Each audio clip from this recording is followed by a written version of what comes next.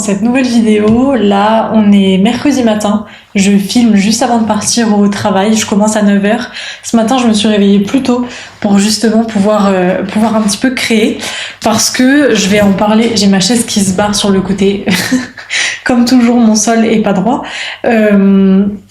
Je vais en parler, je pense, dans un épisode de Pencast, mais j'avais vraiment, je ressentais vraiment le besoin de commencer à créer juste pour moi et de pas seulement créer pour le travail, de pas seulement créer des motifs, de pas seulement créer des vidéos pour des clients, de pas seulement créer mes vidéos sur Instagram, mais aussi d'avoir une pratique créative qui est entièrement dénue de toute professionnalité.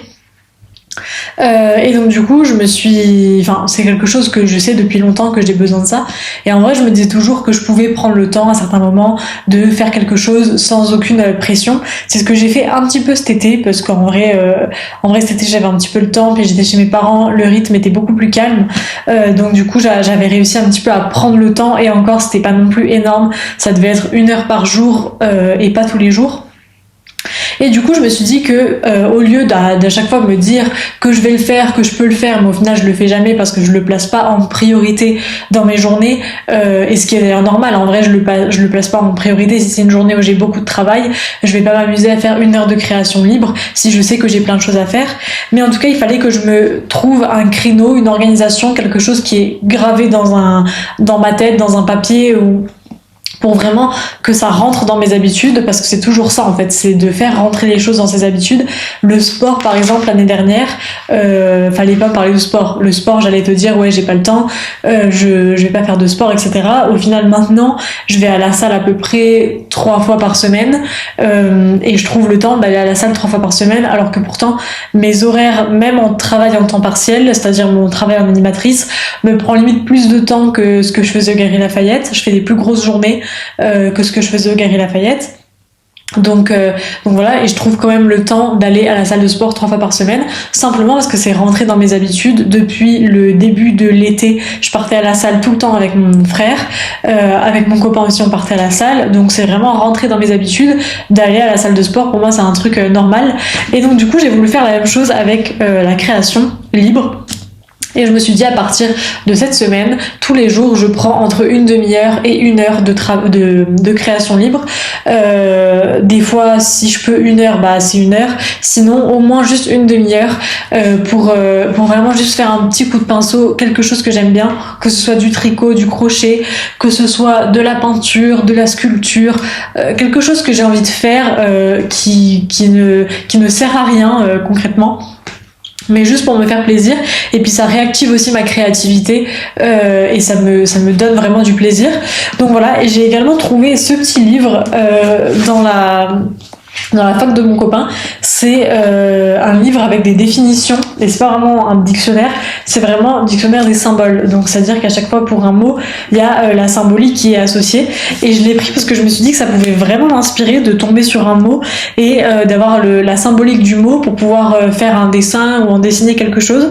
Donc c'est ce que je vais faire là, je vais me plonger un petit peu dans ce petit livre, trouver quelques mots, et j'aimerais bien, j'ai fait une guirlande hier avec des plantes et plein de petites choses. J'aimerais bien en faire plusieurs, des guirlandes comme ça, et là j'aimerais bien en faire une un petit peu dans l'esthétique de la magie, de l'apothicaire, des petits flacons, etc.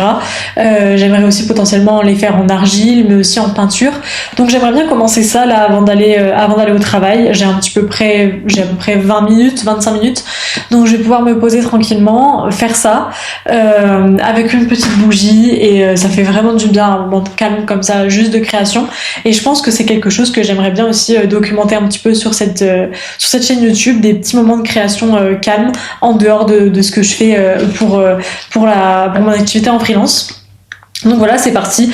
En tout cas, c'est le début d'un vlog. Je sais pas trop quand est-ce qu'il va s'arrêter, mais en tout cas voilà, j'avais envie d'introduire un petit peu en parlant de ça, même si j'en parlerai plus en détail dans un épisode de Pencast qui sera pas dédié uniquement à ça, qui sera dédié globalement à l'organisation, la pression qu'on peut se mettre, voilà, puis aussi le fait de travailler des fois pour rien, de travailler sans aucune récompense, parce que du coup quand on débute, on doit souvent faire du travail dans le vent qui au final n'a aucune récompense, mais ça n'enlève pas le poids du travail qu'on s'est mis, donc c'est aussi compliqué de derrière ne rien avoir comme récompense, comment gérer ça, etc. Donc voilà, j'aimerais bien faire un épisode de Pencast sur tout ça et en parler à ce moment-là de la création. Mais voilà. C'est parti pour un petit vlog et puis on va commencer un petit peu. Je vais pas perdre de temps, j'ai envie de commencer à créer tout de suite.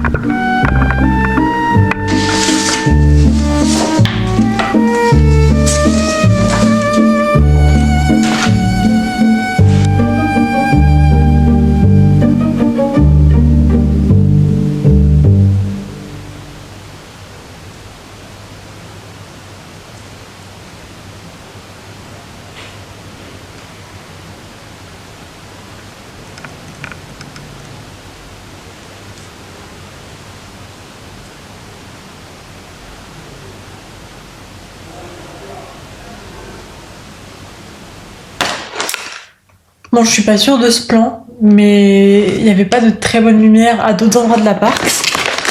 Et surtout qu'en fait, quand je me mets face aux fenêtres, vraiment face à la lumière, on voit littéralement tout le derrière qui est vraiment pas en très bonne...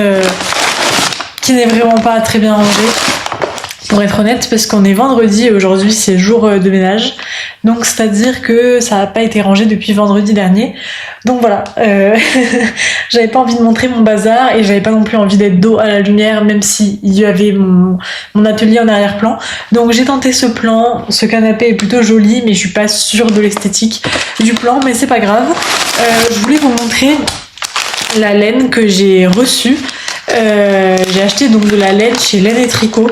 Alors je m'y connais absolument pas en laine, je m'y connais absolument pas en tricot, donc si ça se trouve ce que j'ai acheté n'est pas correct, mais j'ai acheté cette pelote. C'est marrant, il y a des fils Il y a un fil coloré à l'intérieur, je sais pas d'où il sort. J'ai pris de la laine, elle est super douce. Par contre, j'avais jamais senti de laine aussi douce parce que j'ai toujours essayé mes tricots slash crochets. Enfin, j'ai jamais fait de tricot, mais j'ai essayé un peu de crochet et j'ai toujours fait avec des laines et des fils que j'achetais plutôt dans des magasins mercerie, tout ça, ou alors Sostengren. Mais du coup, je connaissais pas vraiment la compo ou des fois c'était 100% coton. Mais là, j'ai pris du coup de la 100% laine mérinos. Non traitée, non teintée et bio. Il fallait absolument qu'elle soit non teintée et non traitée. Bon, du coup, bien sûr, elle a été blanchie parce que j'ai absolument pas le nécessaire pour la blanchir ni pour la filer. Mais l'objectif, ce serait d'en faire des teintures. Donc, je vais essayer de faire. Hier, je suis partie en cueillette et j'ai pris. D'ailleurs, j'ai fait des trop belles couleurs. Je suis vraiment trop contente des couleurs. Je suis allée cueillir. J'ai pris de la chélidoine. J'ai aussi trouvé du lierre et puis j'ai trouvé de la, je sais plus c'est quoi le nom, je sais plus c'est quoi le nom, mais c'est des petites fleurs jaunes que j'ai également trouvé. Je les ai faites en mélange, ça m'a donné une encre verte, mais un vert pomme qui est magnifique. Et puis j'ai également réessayé avec le raisin d'Amérique pour essayer d'avoir un rose plus pâle qui tire moins vers le violet que ce que j'ai eu la dernière fois. Et j'ai réussi, et je l'ai aussi mélangé avec une brique que j'ai retrouvée. Enfin, que j'ai trouvé par terre dans le petit ruisseau vers lequel je me suis baladée, et en fait je gratte cette brique pour récupérer le pigment de la brique et ça me donne un orange brique, et en mélangeant ce orange brique avec le rose, j'arrive à obtenir un rouge qui est très rare en encre naturelle. Le rouge est très peu présent en encre naturelle, ou en tout cas pas dans les plantes qu'il y a autour de chez moi. Là, les plantes qu'il y a autour de chez moi, on est vraiment plutôt vers des jaunes, oranges, verts, un petit peu de bleu, mais c'est léger, mais il y a très peu de rouge. Donc et de manière générale, c'est une couleur qui est très rare et c'est souvent des couleurs qui sont très peu stables, parce que sans vouloir trop rentrer dans les détails, mais le rouge c'est plutôt des anthocyanes qui donnent du rouge, du rose, du violet, etc. Et il y a beaucoup d'instabilité dans ces colorants là. C'est comme par exemple le chou rouge. Je vois des fois des vidéos de gens qui font des encres avec du chou rouge, mais ça tient pas à la lumière, ça tient pas même avec le pH du papier. En général, ça vire très vite au gris. Et les raisins d'Amérique, ça vire aussi au gris. Au bout de quelques jours, pas tout de suite, au bout de quelques jours. Là, j'ai voulu essayer, je sais pas ce que ça va donner. Est-ce que ça va réellement virer au gris, même en y ajoutant le orange brique? Je sais pas, je vais voir, mais en tout cas, je suis vraiment contente des couleurs que j'ai eues. J'étais émerveillée par ces couleurs-là, et ça m'a d'ailleurs donné envie de faire un peu des collections un peu plus printanières, parce que c'était vraiment des couleurs fraîches. Du coup, j'ai fait des espèces de petits Liberty avec des fleurs très faciles.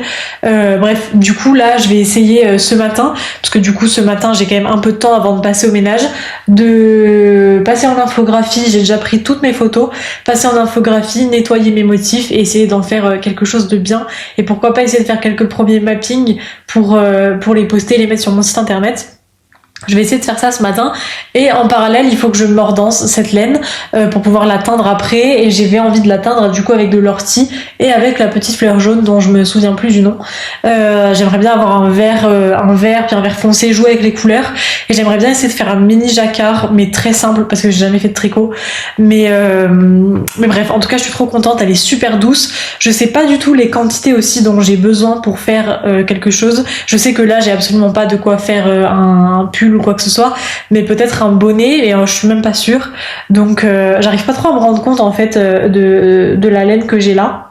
En tout cas, ce qui est sûr, c'est que je vais la teindre, tester mes premières teintures. Ça m'a pas coûté cher. Les chevaux, en vrai, il m'a coûté 9 €, je crois. Alors, je sais pas si vous connaissez des endroits où on peut trouver de la laine non teintée, non traitée et bio, parce qu'il faut vraiment qu'il y ait le moins de produits possible pour que j'ai pas de risque que la teinture ne prenne pas ou qu'elle prenne partiellement. Donc, dites-moi si vous avez des endroits. J'ai essayé de chercher en seconde main sur Vinted et tout, mais c'est très compliqué sur Vinted de savoir si c'est de la laine qui est réellement non traitée.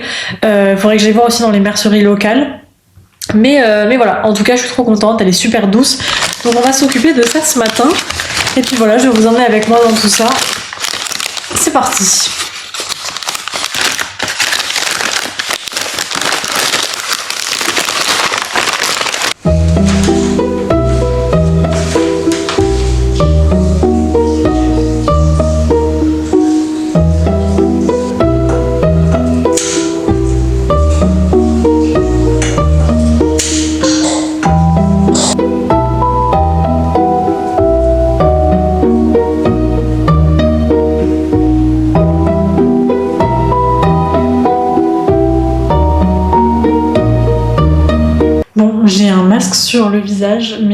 envie de filmer un tout petit peu parce que j'aimais trop la lumière, avec la lumière orange derrière sur mon atelier, ça faisait trop joli.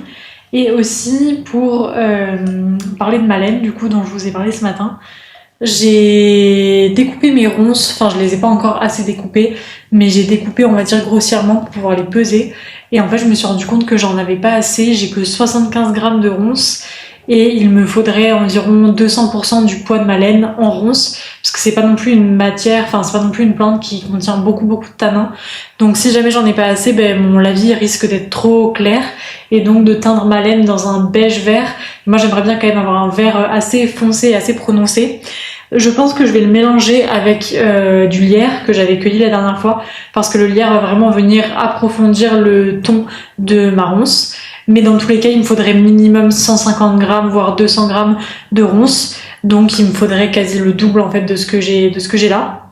Donc je vais retourner en chercher. Mais le problème c'est que demain je travaille donc j'aurai pas le temps. Soit j'irai dimanche. Si j'en trouve d'ici là sur le chemin ou quoi, bah voilà, mais je pense pas parce que j'en vois pas trop en ville. J'en ai vraiment vu au parc de la Cortésine dans lequel je suis allée la dernière fois, enfin hier. Donc bon, je pense que je vais essayer d'y aller soit dimanche soit lundi pour récupérer le reste des ronces, récupérer aussi un peu de lierre en plus pour pouvoir faire quelque chose de vraiment bien concentré. Mon objectif c'est quand même d'avoir de la laine qui soit bien teinte avec une belle couleur. Donc on va voir ce que ça donne. En tout cas j'ai trop hâte de continuer. J'ai tout mordancé cet après-midi dans de la lin. Donc là elle est en train de sécher. De toute façon il faudra que je réhumidifie ma laine avant de la remettre dans le bain de ronces. Mais voilà, on va refaire le bain de ronces un peu plus tard. Je pense que je reprendrai ce vlog sûrement dimanche ou lundi. Et puis je le terminerai à ce moment-là quand ma laine sera teinte. J'espère pouvoir la teindre lundi, mais si tout se passe bien, je pense que lundi elle sera teinte. Et après la prochaine étape c'est d'apprendre le tricot. Je pense que je vais d'abord apprendre avec de la laine bon marché que j'ai un peu en vrac, juste pour apprendre le geste et ne pas non plus tout essayer là-dessus parce que j'ai pas envie de l'abîmer non plus, même si de toute façon je vais pas faire un tricot extraordinaire, mais j'aimerais quand même faire un jacquard. J'ai vu des jacquards avec des petits moutons et j'aimerais beaucoup faire plusieurs nuances de mon vert ronce grâce aux différents mordants. Enfin de toute façon je vous montrerai tout ça lundi, mais je vais utiliser je pense du bicarbonate, du vinaigre ou bien du sulfate de fer pour jouer avec les mordants et avoir plus ou moins d'intensité et différentes nuances de mon vert ronce. J'ai vu que je pouvais même obtenir un rose beige, donc ça pourrait être super bien pour faire un peu, je sais pas, la laine des moutons. Donc je vais essayer de faire ça et je sais pas ce que je peux faire avec 100 grammes, donc faut aussi que je me renseigne sur ce que je peux faire avec 100 grammes de laine. J'espère pouvoir faire un petit bonnet ou en tout cas un petit ruban comme ça. Un petit ruban, ça c'est sûr que j'ai assez. Je pourrais peut-être faire un bonnet qui monte un peu comme ça. Je sais pas, je vais voir.